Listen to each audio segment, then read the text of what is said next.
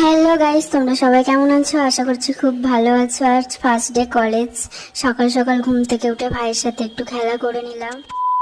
তারপর ready shady হয়ে মাকে বললাম, মা একটু নেল পালিশটা পরিয়ে দাও। মা আমাকে একটু নেল পালিশটা পরিয়ে দিল। তারপর বেরিয়ে পড়লাম কলেজের উদ্দেশ্যে। দেখা যাক কলেজে কি হয়। ফার্স্ট ডে কলেজ, এক্সাইটেড খুব। তারপর কলেজে পৌঁছে গেলাম, লিস্ট দেখলাম আজকে কি কি ক্লাস আছে। দেখলাম 3 তলার 10 নম্বর রুমে ক্লাস। গেলাম 10 নম্বর রুমে, গিয়ে দেখলাম অল্পই লোক ছিল। তারপরে গাইস ক্লাস শেষ করে নিচে নামলাম। তারপরে গাইস অনেক কষ্ট হয়ে গেছে ক্লাস করে, বুঝতেই পারছো। কলেজটা দেখতে দেখতে বাড়ির উদ্দেশ্যে রওনা দিলাম। দেখতেই পাচ্ছ টেপিগুলো কিভাবে যাচ্ছে। ওখানে প্রচুর রোদ্দুর ছিল, তার কারণে কেউ ঘোমটা, কেউ ছাতা।